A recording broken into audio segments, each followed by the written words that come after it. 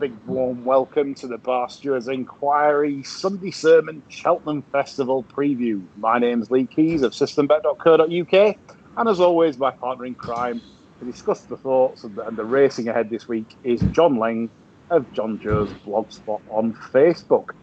Well, we've had the declarations in for the first day's racing at the festival on the Tuesday, obviously known as Champion Hurdle Day. And I've got to say, I'm left a little bit underwhelmed, John. What's your thoughts on the amount of runners we've got?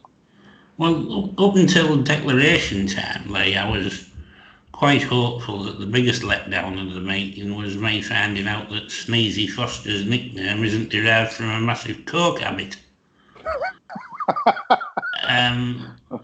But, unfortunately, I mean, the Supreme obviously looks as thin as you'd ever want to see it. The article's pretty much a disgrace, and I am left wondering if this 4-day festival is going to cut the mustard in the future. Because are we giving them too much choice? Where to go, you know? I mean, that's a really pertinent question. I mean, the thing is, they've been banging the extra day drum now for a good while, and I think this really is the nail in the coffin. It's just unjustifiable. I get the fact that it's probably down to a lack of crowds and probably like the fact that owners probably can't be there, and it's not the same. But by and by, I think this really does sort of put that one to bed. Rumours have it as well. I was told this morning that Sneezy is not going to be attending the festival. What's all that about? Is he allergic? Well, I don't know. I had this conversation this morning that who would do if Gordon's not going to be there? Maybe send in travelling head guards. And Sneezy's not going to be there. Then it's going to be, is Jamie Codd going to go over people like that? Is he going to get Ollie Murphy to give him a helping hand? You know, the former assistant. I don't know. So Leary's way of working a ticket. He's maybe going to saddle him. Yeah, but what I would say to punters that if you've got sort of bets that you're liking at this stage, if this is the trend that you're seeing on Tuesday, I would suggest if you, in grade ones especially, if you fancy any of the shorter price ones, I'd be tempted to go in now if you're certain that they're going to be running, because it's clear from this that the fields are cutting up, especially in the graded races rather than handicaps. So if you do fancy a skinnier one, the chances are you could have a third or a fourth favourite pulled out, or going deep. Yeah, you've got plenty of edge by going in now, I think, especially if you can, if it's non-running or bet with your bookmaker or whatever. But I certainly think the edge is now rather than on the day, because if you really like one, the field, the way the Tuesdays cut up, if the rest of the week cuts up a bit like that, then wow. But the handicaps seem largely. Do you think this might be the last we see of 3 weeks with non-runner no bet, right? Because they're going to crack the code over this, aren't they? Well, with the field sizes, etc., it's taken a lot away from the glamour of it. Everyone at Cheltenham loves an each way bet. A lot of my friends will say to me, have you got anything, a price, not one of these favourites each way, and it's obviously if you're dealing with small fields, it takes that fun out of it as well. So not good, I don't think, this for Cheltenham and for all concerned. But like I say, we are where we are in terms of the pandemic and the regulations, and I do understand that owners and the fans can't go and see the sports, and maybe that's had an impact. Anyway, we're going to crack on because we've got 4 days to go through, me and John, and we're going to start with Tuesday, which is the first race on the card. It's the 120 at Cheltenham. That's the Supreme Novices Hurdle, attracting a disappointing field of 8. John, have you got any thoughts for the Supreme? Well, yeah, I did have a thought about the Baby Joseph Horse, actually, that was in this. Because he hasn't declared it, so I'll concentrate on the rest of the field. Appreciate it, to me, just looks a worthy favourite. Champion bumper, natural progression to this race. Beat Ballyadam last time out. That one made a bit of a mistake. BFG was adamant he'd be closer next time, but that was before the stable switch. I mean, this might give us a bit of a clue what to expect from other switches at the meeting. You know, if this ran absolutely deplorably, you'd be worried about anything else that's been taken out of BFJs, wouldn't you? Yeah. Appreciate it's probably not got everybody reaching for the Kleenex just yet, because he's just been very professional and dealt with the opposition in the manner you'd want to see, like workmanlike, you know. Yeah, and, I'd agree with that. But I think he's just got the beating of these, you know. I can't really have Metier. I don't think it'll be quick enough. And sorry to be boring, but just looks alright for appreciate this. Yeah, fairly much concur with most of what you said. Appreciate it has now beaten Ballyadam the last twice they've met. And it's very difficult, conceivably, to see a reversal in form. Appreciate it, like you say, has made the natural progression from champion bumper to this race. Done everything with a minimum of fuss. Not spectacular. Doesn't, you know, it's not breathtaking what it does. It gets on with it and does it. And there's enough juice in the ground for me, you know, for it to, you know, to use that sort of grinding style. That will make it very tough to beat. I feel this. I agree with you, John. But again, best price of 5-4, as we see at the moment. You know, it's one of those really. If you really like it, then I suppose 5-4 is fine. But it's not really. I don't think one for me or you, John. Is it really? Its chance, doesn't it? Yeah, I think that's it. It's kind of its price is what is. It's a 5-4 chance, and you know, if you're backing the 5-4 chance, you want to be getting 7-4, don't you? For sure. Yeah. So we can't tell you anything that you can probably see for yourself there. The 155 next race is the Sporting Life Arkle. Very, very bitterly disappointing 6-runner lineup. And I was told this morning that Eldorado Allen was due to line up for the handicap later in the week, but basically has took this path because there was the lack of entries. So that shows you the lack of depth to the race. John, thoughts? This is pretty filthy, really, isn't it? I mean, Shiskin should win. Then, of course, you get on to some of the stats I think you've got on the Popeye runners this season and the form he's in. I am inclined to think if All Mankind gets loose on the front end and Nico's messing about, sitting 4th or 5th, and then has to make his mind up when to go after him, he could end up putting his jumping under pressure. So it's a race I'm very keen to keep out of, to be honest. I don't fancy All Mankind taking pre-race 4-1. You know, I'd like something considerably bigger than that about Doubtful Stare. No, it's a no-bet race for me, but it wouldn't surprise me if something went wrong with Shiskin. Yeah.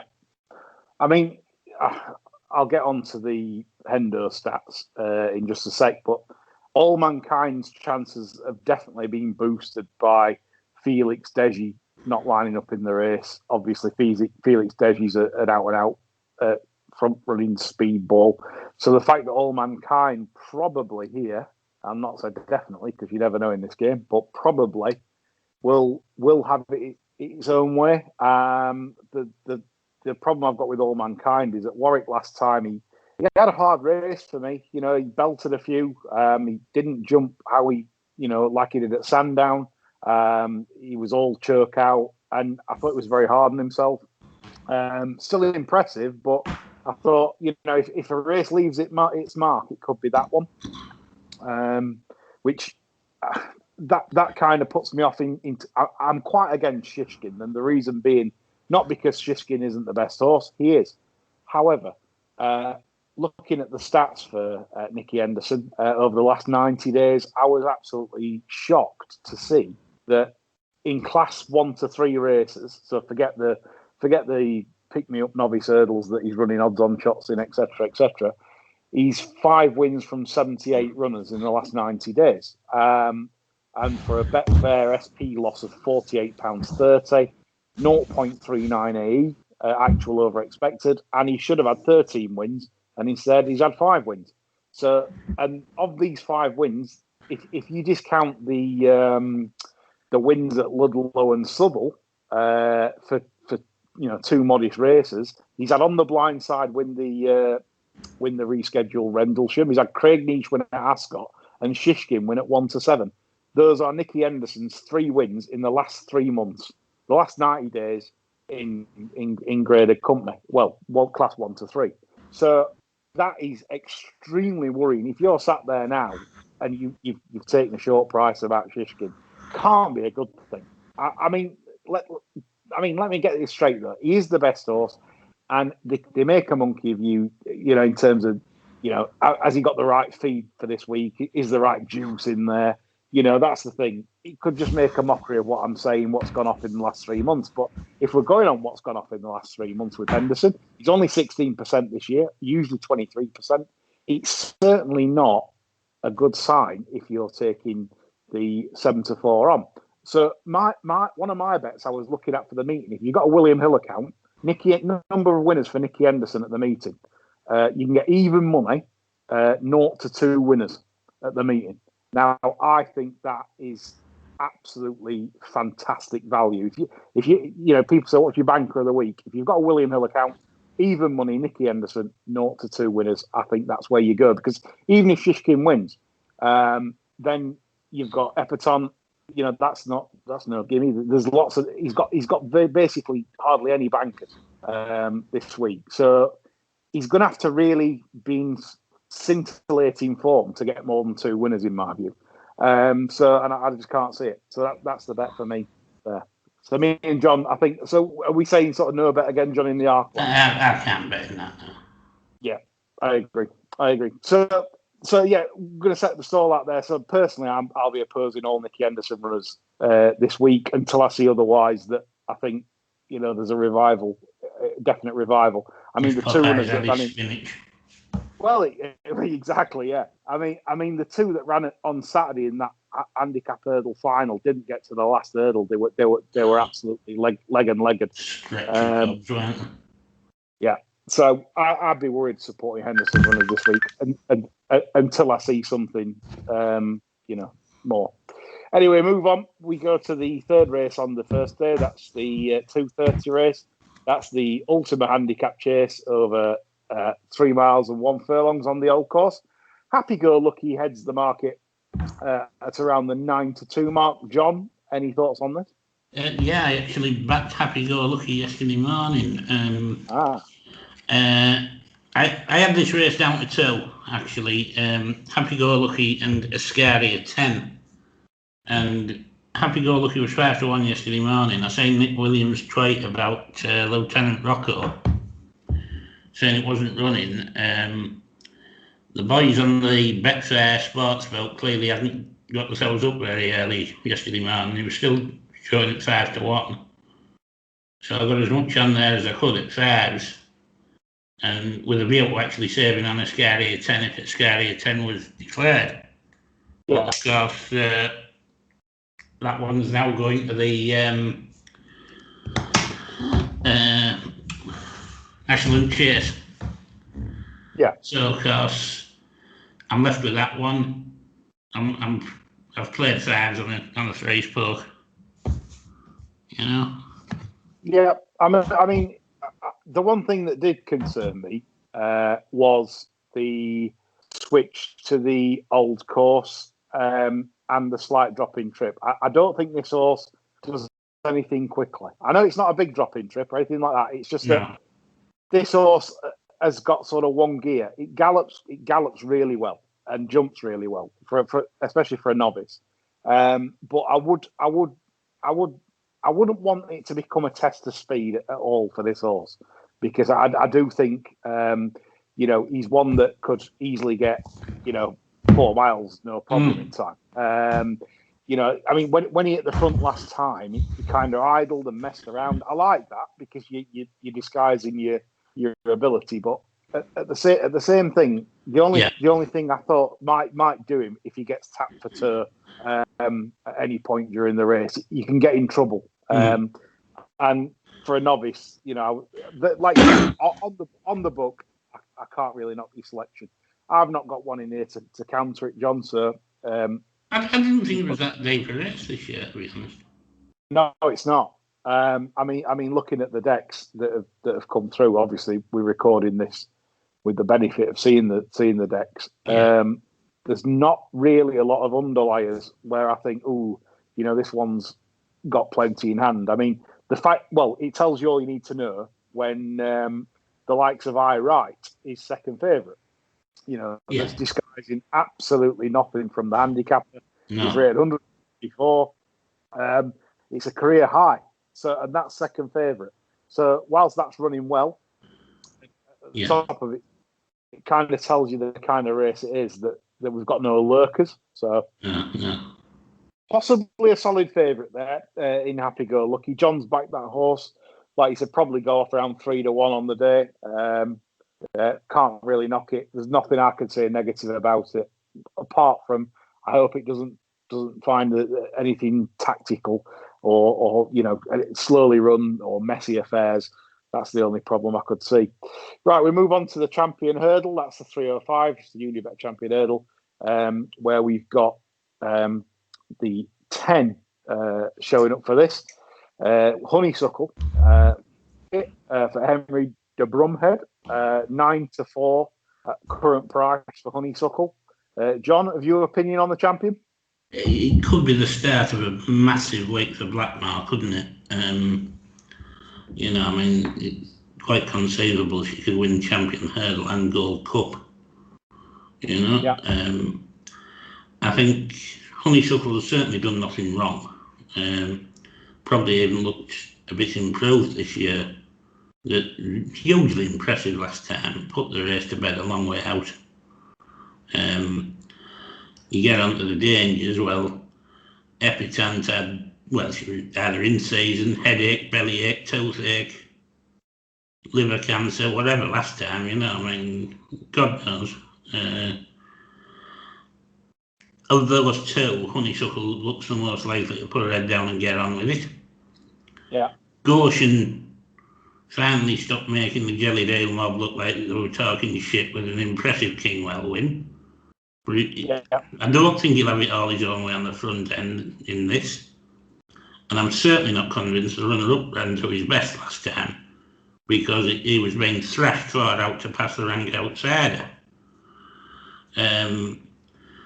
If anybody wanted an each-way play, I thought they could maybe do a bit worse than the Silver Streak. That should be delivered later and past Pete Narcissus.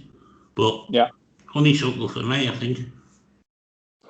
Yeah, I mean, to be boring, I may have to concur. Obviously, I'm taking a stance against Nicky's horses this week, so I won't be back in Epitome.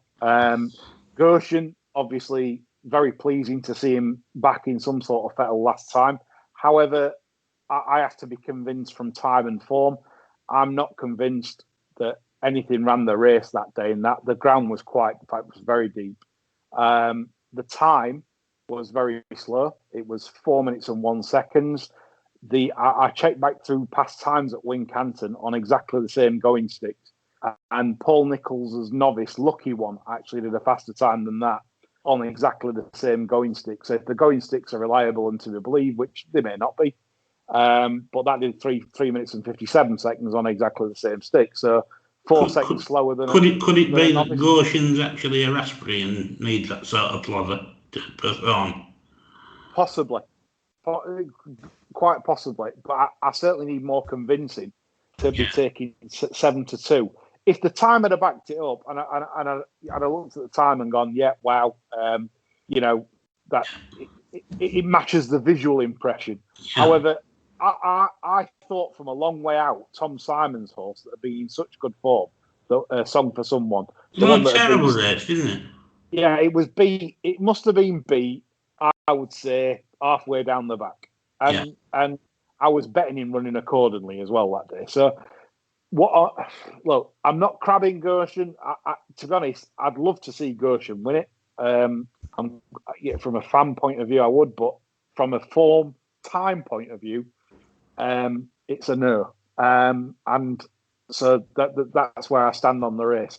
It depends on prices, but like you said, Honeysuckle, because I don't like the form of Henderson's Yard, because I'm not so sure on Gershon, that sets it up nicely then for probably Honeysuckle at 9-4. Just run a race. I'm not a fan of the mare's allowance, £7 in championship races. I don't mind it in grade ones throughout the season for National Hunt, but when it comes to a championship race, which we've billed Cheltenham as now as a championship festival, I don't think mares should be getting £7 in allowances, because then you can't declare a true champion for a mare that beat something else by half a length into second, getting £7. So that's where I stand on level weights at these prices. You'd be laying the hell out of it, wouldn't you? Well, that's it. You see, I mean, this is where I don't sit comfortable with it, because you could laud her after the race if she scrambles in by half a length. Said, "Oh, fantastic for Rachel Blackmore, fantastic for the mare. What a tough mare she is." But she's in receipt of £7, and people say, "Well, that's a sex allowance." Yeah, but the point is, when you're racing at championship level, you need to declare a champion, and you can't declare a champion if you're not on a level playing field. So that's how I stand on that. You're not going to have Michelle Way rocking up in the Masters in a couple of weeks, are we? And getting 5 shots off Bubba. That's what I mean. I mean, look, I know it might be controversial to some people. Say, well, surely mares should get allowances. Mares have got races, haven't they? You know what I mean? Yeah. If you think it's not fair, run in the mares race. But precisely. Make it level weights. I know for a fact, if I owned, say, I'd feel a bit aggrieved if I owned a male horse giving 7 to the female in the championship race of the season. Just doesn't sit with me. But some people disagree on that, and everyone's entitled to their own opinion. They're like arseholes. Everyone's got one. 340 Cheltenham is where we go next. It's the Close Brothers Mares Hurdle. Concertista is the very strong market leader at a best price that I can see at the moment of 11-10. John, any view here? I'm absolutely delighted the Skeltons have decided to run Roxana in this. I think she's got proper stairs hurdle form in the bank. Yeah. Whereas Concertista has been rolling mares over left, right, and centre, and I think this is a good opportunity for the Skellies to get one on the board. Yeah. I think it's a good piece of placing. I think it's excellent value at 4-1. Each way a pleasure. I do not see 3 of these beating her. That's gone now. 3-1, John. 3-1. Well, yeah, it did look a bit standout, I must admit. You've taken it. You've done everybody. 3-1 best price across the board for the Skelton there. I must admit, I did have a little each way double with one coming up later on this year at Doncaster. Oh yeah. Yeah, in the Lincoln King Otter car, which I've got quite a few exotics this week going on to him. I think he's a proper bet in the Lincoln at 12-1. So I'm trying to save a few quid to get plenty on him. Well, there you are, folks. Not only do you get Cheltenham Festival advice on this cast, you get the Lincoln advice as well. John, very sweet on King Otter car for the Lincoln at best price 12-1. You might want to avail yourself to some of that. In reply to John on Roxana, my one concern would be I don't discount the level of her form this season would certainly be superior to Concertista's. I think that's a gimme. The one problem I've got is that obviously all the Forbes over 3 miles. And in this race last year, she was a little bit outpaced at this trip when finishing fourth in this race. And that would be one concern. Maybe the drop back in trip might you think play she's a against bit better this year, Lee? That's the thing.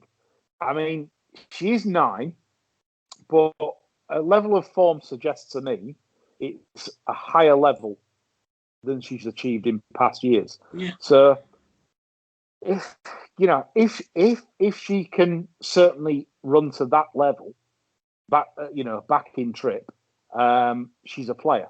But don't forget it's the Cheltenham sharper track, and I do think the 2-4 might pose a bit of a problem for her, in terms of she just might want a bit further, but that'd be my only concern. But I agree with your sentiments. Concertista is priced up, I think, on Willie Mullins. She's improved, by the way, this year. She I've no doubt she has improved this year. But 5-4, I think it's more. I mean, apparently she's blazing up the gallops at Willie's, and so obviously her well-being reflects the price because that's why she's 5-4. I would say just as a bit of value for anyone, the Sneezy horse in the race, Black Tears. Watch for the ground. She particularly enjoys nice ground. She likes good to yielding, that good ground. She's a good ground mare, and she's a miles better mare when she gets them conditions. I'd say she's £10 better in those conditions than racing in the mud. So might be just one just keep an eye on, especially for place-only markets or each-way bets. See how the ground's riding on Tuesday. None of us know how it's going to ride. Turf tracks are saying good to soft. The weather forecast first chance to get a bit of chop out then. Yeah.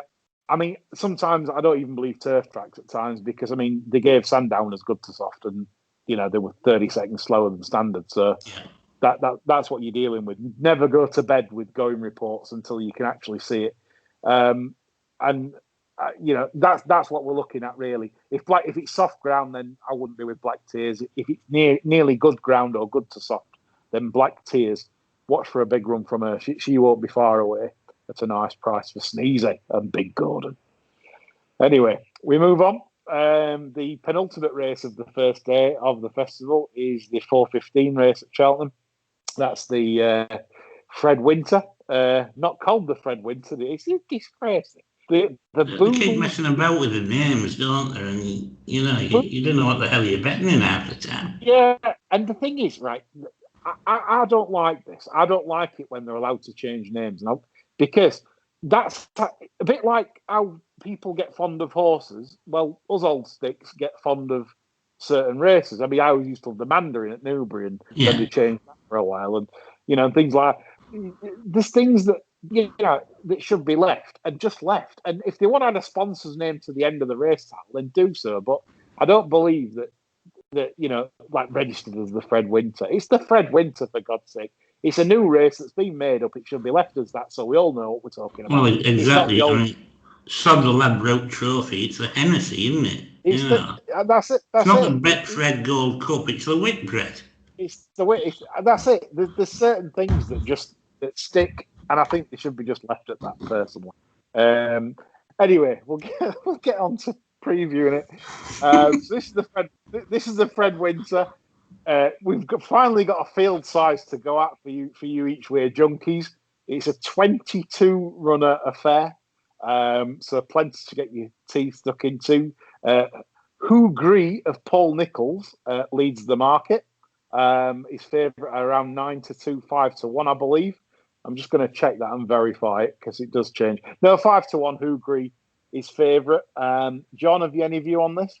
The fair old look through this race, and it's quite a weight spread in this race. Past winners, anything from 11-8 to 10-6. It's an even spread between England and Ireland. It's 5 each. The last 10 winners. Yeah. I'm of the view that you don't tend to hear a great deal about winners of this afterwards.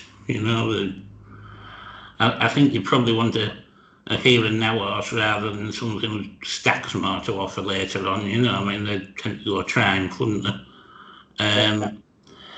I think St Sam's been busy, but he's quite solid ratings wise, decent on the clock. Nassalam, very similar. Looks to have levelled off, but I think this will suit him and he'll run pretty well. But the one I'm backing is Bustleton. 2 runs back, he's only 4 lengths behind the Triumph favourite. Gets in here off 10-10, and feasible that he's better than that. Yeah. So that's the one I liked in this, Bustleton. Yeah, I can't sort of knock that choice really, because I was looking.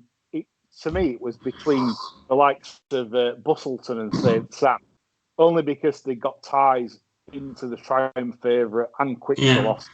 That these are good horses, and I just thought, well, they're running behind what are essentially going to be the front runners in the Triumph Hurdle.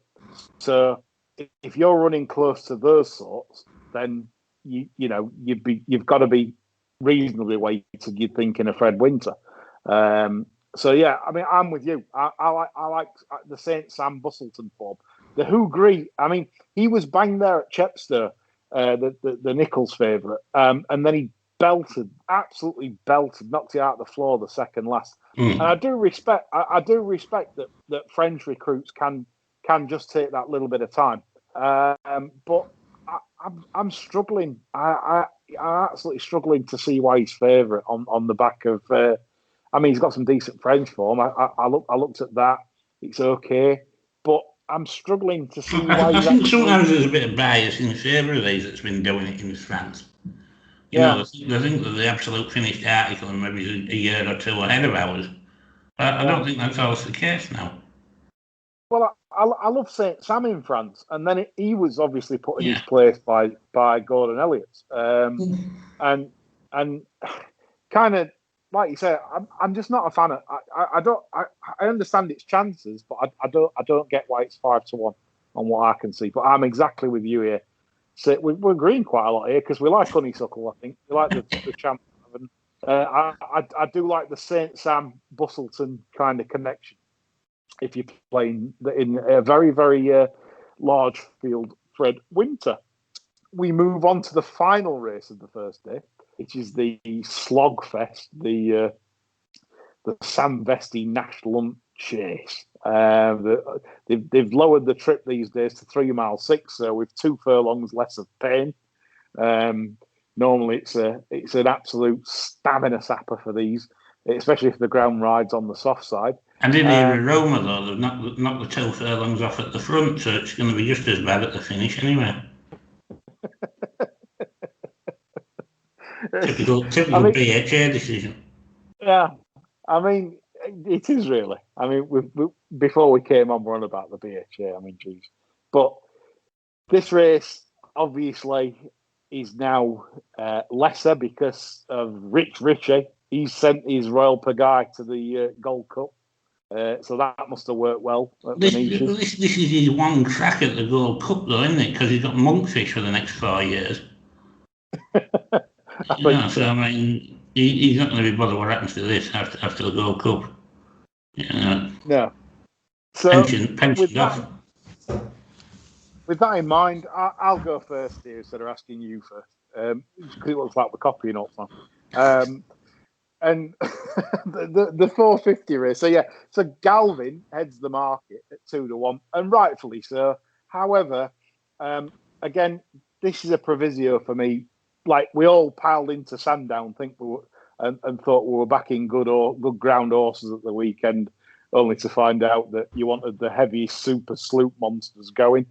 I don't want a same scenario here where I'm tipping up a horse like Galvin that's a short enough price anyway, and he's a better horse with less cut. So again, for me, it's an on-the-day decision with Galvin. If it's nice ground, I'll possibly bet Galvin at the right price, but I'd be wanting a lot bigger than sort of 2-1. It's a bit too short, but he'd be one I'd be interested in, obviously. Ascaria 10, a good contender for this because I do believe he wants extreme distances. John, your thoughts? Yeah, it's a good job we're not copying because obviously I think Galvin's the most likely winner with Ascaria 10. Jamie Codd was no help at all. He appeared on a preview about a week ago and told everybody that was willing to listen that Galvin was the one who was most looking forward to riding. He hasn't actually come down from the clouds from that 50-1 thing he tipped in the Supreme Novices a few years ago. And everybody's latched onto it, which hasn't helped Galvin punters one bit. No. I didn't particularly need Jamie Codd to tell me it was a decent bet, so I'm a little bit brassed off about that. But prices as a stand, I think I'd probably bet Ascaria 10, But Galvin's dangerous. Yeah, I mean, like I said, for me, it's the ground with Galvin, and obviously you're getting the switching yards. Yeah. So again, like we said earlier on, where we said we want. I think Ballyadam's a key player there, with that switch. Yeah, I think if Ballyadam runs poorly, I think you'll see Galvin drift. We'll all get the jitters, won't we? I think There's no two ways about it.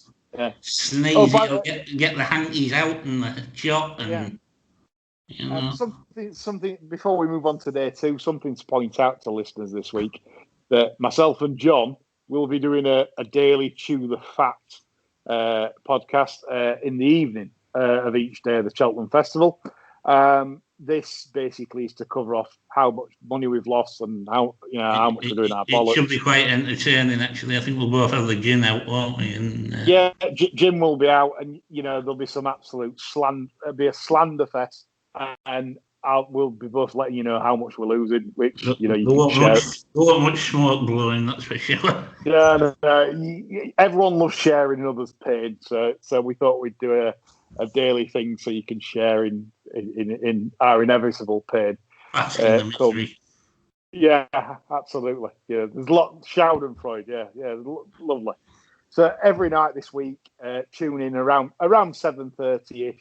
You'll get like a 20-minute sort of mini debrief of every day, and plus with any advice for the following days if things like ground change or are they coming down the stand side, all this rubbish. Thursday, I'm confidently expecting us to discuss preferred methods of suicide, tablets or shotgun in the house. I think so. I mean, yeah. Every year we get excited for this kind of meeting, and then after about 2 days, you just can't wait for it to end. Well, that's me anyway. Bring on Eutoxeter in the Midlands National. Yeah, that's it. You end up studying for Eutoxeter as soon as next come out on Thursday. Yeah. Anyway, on to day two. That's on the Wednesday. The first race, the 120, is the Ballymore Novices Hurdle, a Grade 1 event. Bob Ollinger is favourite for this race, John. Christ, yeah. Thoughts on this chap? I feel like I've been backing this since God's dog was a pup. I really, really fancy this. There's no getting away from it. I wouldn't say I'm fancy price. I'm slightly better than what it's showing now. And I could well back it again because I can't really see a problem with it. I think it's got too much speed for these. I think it's the absolute class horse in the race. Probably got two dangers to deal with. I think the Pumpkinhead horse will probably try and make it a test. I'll just say Bob Ollinger just sweeping past him, to be honest. Bob. Yeah, I mean, I confess I had a real good bet on him last time. Do like the horse. Love his way of going about things. And if you look back earlier in the season when he was beaten by Fernie Hollow, he gave that horse an absolutely mega fright. You know, that's the champion bump horse, sadly injured, you know, for the season. You know, this was the horse beat Appreciate It last year. And Bob Ollinger made this. And Bob Ollinger, by the way, that day didn't jump as well as Fernie Hollow, because I was shocked. Fernie Hollow, and I'm thinking, well, Bob's not jumped anywhere near as well, in my opinion. He was losing little bits of ground each hurdle, and he still made Fernie Hollow pull out all the stops. And that, for me, showed his class. And that's basically why I bet him last time as well.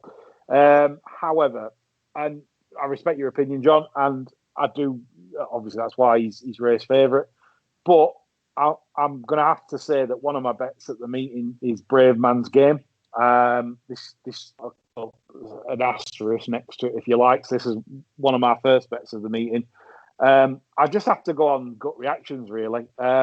When he won the Chaleur last time out, these were my exact words on the run. I said, this is a future Gold Cup winner. He's wasted over hurdles. He's such a big horse. Just gallops, and absolutely, I love the horse. I think, like I said, as long as they keep him sound and he's no future wind issues, things like that, this horse is my future Gold Cup. He's my future, you know, blogger worship champion kind of horse. Lift him on, lift him on. Lift him, Harry. So yeah, Brave Man's Game for me. I'd be very keen on this horse. He has been nibbled in the market. 3-1. It's not the general price. You can get 7 or 200 to 30, but it is drying up with the books. And Brave Man's Game would be my choice and one of my asterisk bets for the meeting. So, you know, I'm definitely a punter at around the 7-2 mark on Brave Man's Game. So difference of opinion there. Two nice horses there, Bob Ollinger and Brave Man's Game. Me and John at loggerheads there. We go to the second race on the Wednesday. That's I'm just trying to get my head around this. No, it's the Novice Chase on the Wednesday. The Broadway. Of course, yeah. The 3 mile novice. It's the just lap of honour. Yeah, the Brown Advisory Novices Chase. Like I say, I'm not a fan. I like the proper name title put first, and then the sponsor, not the sponsor before the name title. The trouble is with this one, we have to call it the Royal and Son Alliance, don't we? Well, that's for our day. Well, we would have done, but they've obviously knocked it back from 3 mile 2.5. Yeah. Back to 3 miles and half a furlong. So anyway, Monkfish leads the charge around the 8-13 mark, I believe. John, are we opposing Monkfish? I certainly am not. Plenty going for him. He has been hugely impressive in all starts. I just found it impossible to find one to beat him, really.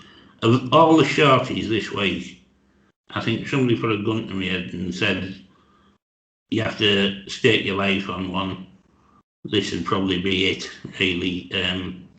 Stays well, has the form in the bank, jumps like Colin Stagg.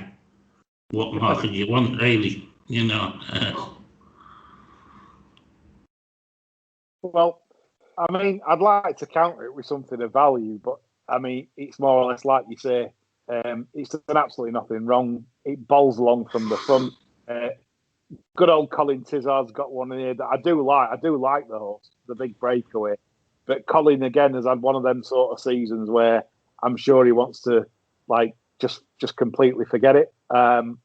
Because the poor fella, when I was going about Nicky Henderson and he's recording classes 1 to 3 in the last 90 days, well, good old Col is at 1 from 47. So 2%. You know, that's so. I mean, again, I like that horse, Lee, and I mean, then you look at it and you think, Jesus, he hasn't even managed to win. You know, I mean, it was desperate. It was desperate at Christmas because it would have beaten Shamblu with a better ride and if it had jumped a little bit better.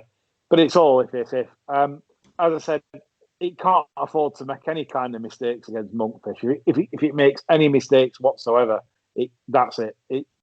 It's over. So I don't see any appeal in that. There is one though. I'm going to put up against Monkfish as a bit of value for those of you that just want a price. Sporting John of Philip Hobbs. Unfortunately, we've got Dickie on. But I mean, if you watched the Sandown race last time, it was an astonishing performance. Shamblu was probably on the brunt of a front end, pace duel.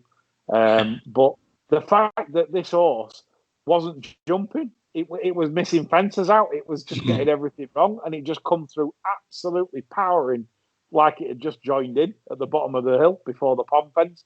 And to me, I just think up to 3 miles, it could be the making of the horse. So Sporting John maybe as a bit of sport against Monkfish, if obviously into 13, 4 to 7 is not your thing. I did think Sporting John could run a massive race there, especially like with a lot of doubts about some of the others handy in the betting. So we move on to the third race on Wednesday. It's the Coral Cup. Finally, a race that's the old name. Anyway, the Coral Cup handicap hurdle, 2 miles 5 furlongs. The favourite is Sneezy's horse, Grand Roi. John, any view on the Coral Cup? Yeah, I think listeners are finally going to get a bit of conflict here that they've been crying out for. Obviously, Grand Roi has been well founded in the market. But it's lightly raced. Look, sure will appreciate the extra distance. Kept on really well over Cheltenham last time. And I also think the Snoozy Fosdyke fans will be all over the Coral Attempts each way double with this and the Boss's Oscar. Both of them by the morons. So, I couldn't put anybody off betting that. But I don't like a couple of a price here, and you will laugh when I tell you they're both trained by Popeye. Exactly. If you learn Popeye this week, these could leave you in a bit of bother. Birchdale was as blatant as it gets at Kempton last time, tanking along 3/4 of the way back. Then, as they headed towards the home straight, widest of wide courses steered, and then we had the chicken wings coming out in the straight. Could certainly have finished a lot closer. Could probably have won if they'd only applied some of the owners' money in the betting market before the race. That would be one. I think that's about 20 to 1. And the other one I think is of serious interest is Janika. Races off a much lower amount than does in chases, and was coming back from a year off when running at Ascot. Nicely back that day. Disappointing. But that said, it was held up, and being held up has been crap at Ascot this year. It's had a wind up, and this is the second run from a wind up. Now, it's far from concrete, but at 50 to 1, it doesn't have to be. That's a really interesting shout. Yeah. I think at that price, it's sort of factoring in the Popeye doubts and everything, isn't it? Well, it's an interesting shout because obviously in that handicap hurdle that Craig Neach won, Yannicka went off at 5 to 1 and well fancied. Obviously, like you say, not a lot at Ascot really has got in it from off the pace this year. No. More or less all the handicap hurdles are just you've got to be on the front end. So like you say, taking off the wind up, it's not had a chance to show possibly what it can show. Absolutely. But for Endo's form, you'd say that 50 to 1 is absolutely huge. I'm not going to bet that. I don't think I can better than that with any of my sort of half fancies in this. So I'm going to let John take centre stage there with a big call there. Yeah. No. I mean, fair play. That's something I haven't noticed that. And like you said, he's tempted at big odds. That interesting. Right, we move on. Nothing from me in the Coral Cup. 305 at Cheltenham. That's the Queen Mother Champion Chase. Oh, it's only they could change the name, isn't it? You know, I mean. Well, I mean, she's gone. Let's call it the Phil the Greek for 1 year on. Phil the Greek Champion Chase. Yeah. They'll not tell us till September anyway, will they? Well, say all the money everybody's lost playing Phil on the dead pole. You know, I mean, I think that's it. I think that's it. Basically, everyone's on. I mean, Murray Walker short-headed them last night, and then they've all gone in again. And Marvellous Marvin Agler's took them out this morning. And they're having a terrible run. Oh, that's terrible, bro. I mean, Marvin Agler. Matt's come from nowhere, hasn't he? Really, you know. I mean, we didn't even think he had cold. No, you know. Back to the race. Chacun pour soi. He's levels you devils. Altior. I don't know why I'm laughing, but Altior is 7-1 second in. Friendless. Absolutely friendless, Altior. John, give me a lead in. Okie doke. Well, obviously Chacun pour soi is the one to beat. Comes into this in good nick, best on the figures, jumps well, ground no concern, Altior, well, he's just a conundrum, isn't he? You don't know what's going to turn up. Even if he's best in previous years, you'd be worried about him beating this favourite, I think. Yeah. And it's a long time since he showed anything like his best for me. You know, I think you're going back to well before he got thumped by Surname at Ascot, and you know. Now, apparently they've decided to put some headgear on. Now, unless it's a baseball cap with the word twat written across the front, I'm not so bothered, really. The one I would offer up here is First Floor. I think it looked as good as anything the Brits can offer up. At Ascot. It just ran the finish out of Politolog. You know, I think that'll have a big ass turn in that far round. Newbie Negra beat Altior fair and square, thumped him really on Boxing Day. But you don't know what it beat in Altior that day. You know, I mean, that Altior could have done to I think 130 even that day. God knows. And to me, that was an isolated bit of form. I'd still like to see that do something similar to a different horse. You know, whereas I think First Floor beat a good yardstick fair and square at Ascot. So I can't really understand why it's a bigger price than Politolog. See, I disagree with you. I'm massively in disagreement. Politolog must have hit about 6 fences that day. He jumped very stickily, and the reason why it backs me up is because I looked at the time, and so I analysed past Ascot times for the 2 mile one, and it was slower than possibly what most handicap chasers run Ascot in on the same going sticks. So for me, I very much doubt the level of the form, just purely on that angle. And obviously Politolog won it last year, but we know it wasn't a good race last year either. And I just don't think there's. I mean, you've got possibly a field of raspberries, you know, like Altior, like Newbury Negra. Where did that come from? Yeah, but you know, he just. I mean, the season before, it's getting tanked by, you know, like Rouge Vif and Esprit de Large that can't win handicaps now. I mean, that was the question. Did it beat the rocking corpse of Altior at Cheltenham? You know. Well, exactly that. You know, everyone was shocked, and I remember speaking to Catherine Fry, and she said, well, there must be juice in that Skelton horse. But then again, you look at it and just think, well, did it just be, you know, an absolute, you know, a finish. Yeah. I mean, 11 years old. No, absolutely no. and especially form with Endo, so it's a no.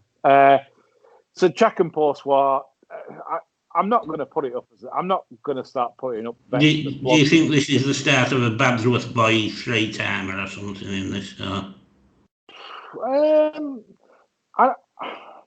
don't know.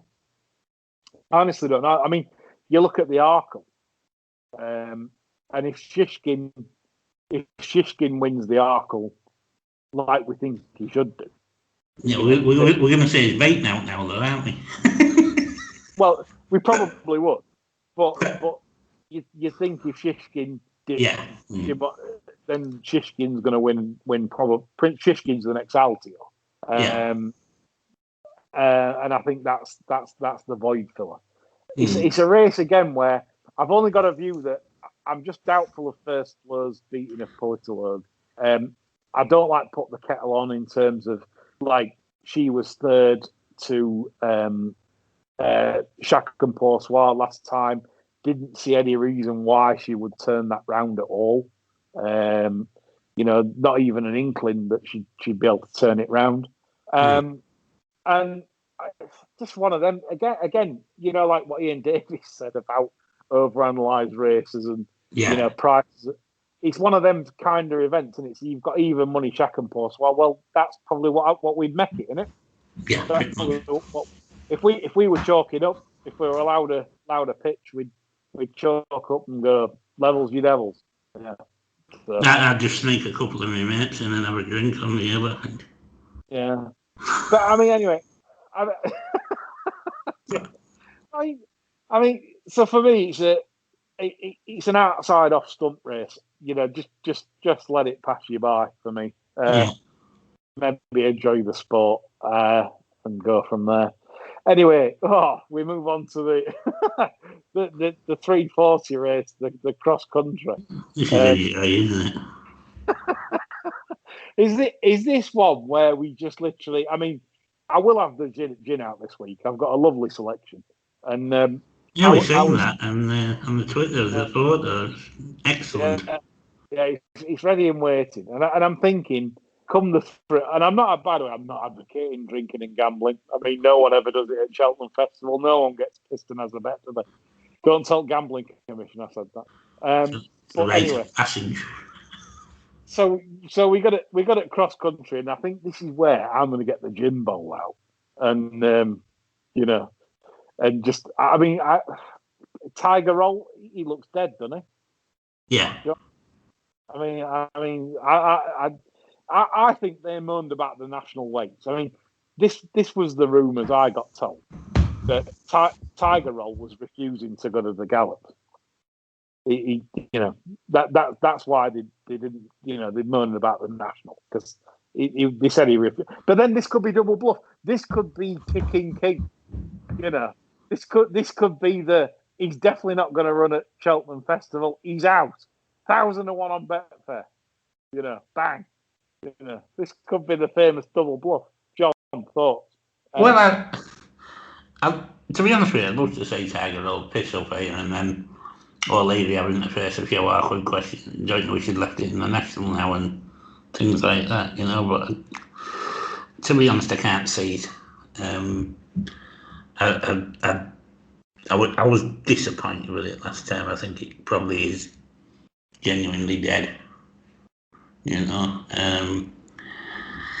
It's a funny race. I mean, Easy Land didn't convince everybody.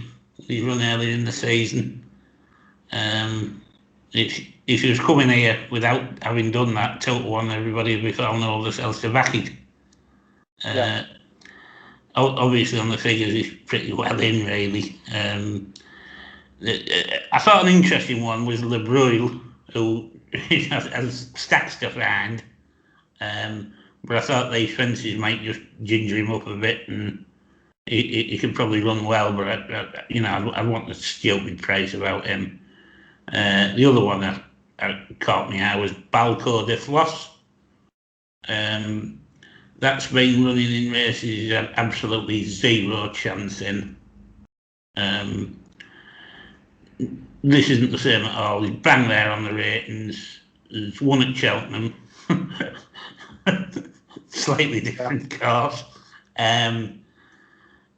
Don't have concerns about him travelling over at any rate. I think Blackmore will give him a nice handy ride, and I think the field will thin out fairly quick. I could see this one going short in running as a back to lay. Yeah, fair play, fair comment. The only thing I mean, this is not my forte, so I'm not gonna waste too much time. But Easy's Land just made so many mistakes on the cross country last time. I mean, the only reason I know is because I was just watching it from an in running perspective, and I remember it went out to about 2-1, obviously, and I just thought, well, I'm going to lay this because it's jumped that bad that if this wins, it'll be incredible if it manages to win. So it did jump extremely bad, and I don't know why it did that, given its experience of such courses. But anyway, it did. But I'm sure if the favourite comes back to its very best, then probably that's the one. But I'm not going to dwell on this race because there'll be people that know a lot more than I do. And we'll have the gin out. Absolutely. Gin's out, and we move on. The 4:15, the next race is the Johnny Henderson. Very strange placing of this race because, as we know, the Grand Annual's usually later in the week, being moved tracks now to the old Generally course. on the last day, isn't it, this one? Yeah. You know, everybody's getting tired and emotional. Yeah. Crying about their dads and things, you know. He's too drunk by the last day. Maybe that's why it is. Perhaps he's too drunk to be moved, yeah. Do you reckon he's been too drunk to present the prize? Something like that. He probably fallen off the stage or something, you know. So anyway, they've moved it to the old course. And obviously, I mean, I was very keen on one in this of Sneezy's chosen mate. Obviously, absolutely pissed up last year. You knew it was going to win from 2.5 out. I was sat with you in the golf clubhouse, you know, and I said, you know, this was my meeting, and I was cheering it home, much to the annoyance of Ginger Hitler. Yes, he wasn't happy, was he? Absolutely livid at the fact that I'd won a right few quid. And this horse, you just knew it had won. Now, the two things here, obviously, different track, which is sharper in nature, little bit more difficult for the closers, which this usually is. And he could have travelled up. He could have travelled closer. Though. He travelled out last year, didn't he? Yeah, I mean, listen, I'm still backing it. I think 14-1 is absolutely huge. £8 isn't going to stop it. Because the reason I say this is because last year they ended up stopping it all the way up to the Fez, and that's why I backed it. And it's pretty much similar this year. It's spin. So, I mean, it's only negatives. No Davy Russell. It's probably going to be Jack Kennedy. Maybe. Don't know. I don't know what Jack Kennedy's going to do. But anyway, whoever they get, Keith Donoghue, he rides it. I don't know. But chosen mate for me at 14s will be a big price. John, thoughts? I had two in this, and one was chosen mate. And that was my alternative. But the one I'm actually strong on here is Duke des Ginevres of Pumpkinheads. Yeah. Low weighted horses don't tend to do well in this. I'm not bothered with anything below 10-12 in the handicap. Ran well for a long way this behind Nube Negra on Boxing Day, and then had absolutely no chance. Dropped out against first float Ascot. Yeah. And I think that was more or less to get on top of the settling issue. This and the likely pace ought to be more of his bag. It ought to stop him fighting his jockey. And then I watched a preview 2 or 3 days ago where Pumpkinhead stated that Lachlan Williams gets on really well with this one. He was keen that he should ride him, and he said he is happy riding him. And I'm perfectly happy to rock along with this one at 25-1. I really like this as a value bet, to be honest, 25s. Well, certainly the second to put the kettle on, where he ran Cheltenham with the choke out in November, if you remember, and he did amazingly well, I thought, to get so close to that horse. Like you said, backed it up, I suppose, at Kempton. I was a little bit again. It was just too gassy. He gassed himself out, and he just paid the price turning in. He's got some terrific pace, this horse, which, like you say, could suit on this track. Yeah, because they're going to go quick, aren't they? I think he'll drop it all right to this. Well, that's it. As long as he can just race and not be too hard on himself, you could see plenty of improvement, and like from what he's shown this season. So if that's the case, he's a contender if he can race more kindly. So, right, so that's me and John covered off in the Grand Annual. We move on to the final race on the Wednesday. That's the Weatherby's Champion Bumper. Two horses really dominated proceedings in Kilcruit and Sir Gerhard. John, any thoughts on the bumper? I suppose you'd say toss a coin, take your pick, but I thought of those two, I thought Kilcruit was slightly more impressive. But they're both well found in the market, these two, and I'd like to put an alternative in here. 3 Straight Life. The worry is the lack of experience. It's 1 run, 1 win. But excellent on the clock on debut. And despite the inexperience, I don't think this one could have made a better start. And hopefully, late race, we could see Sneezy chopping a bit up in the bogs after racing. Well, I can give. I don't know if this is an exclusive. It might not be by now, but I've had an exclusive given to me this morning that Paul Townend has chosen Kilcruit to ride over Sir Gerhard. Now, if that's significant to anyone, I don't know, but that's Paul's choice. If that's breaking news, I don't know, because I haven't checked social media. I haven't checked. It could be old news. It could have been given out yesterday for all I know. But I was told this morning that, Paul Townend has chosen to ride Kilcruit. So if that affects anyone's decision of the Mullins pair. Is there any flat jockeys riding in that this year, or has that been an experiment that's stopped? Do you know? I don't know. I mean, the thing for me, I always enjoy flat jockeys riding, except when Jamie Spencer. When Jamie Spencer put Rhinestone Cowboy through the fence and cost him about $7,000. And me with it. I just, that's the meeting I couldn't breathe. I mean, if ever I thought there were one steward's inquiry at a festival that could get, absolutely chucked out, that was it. I mean, so thanks, Spencer, twat. I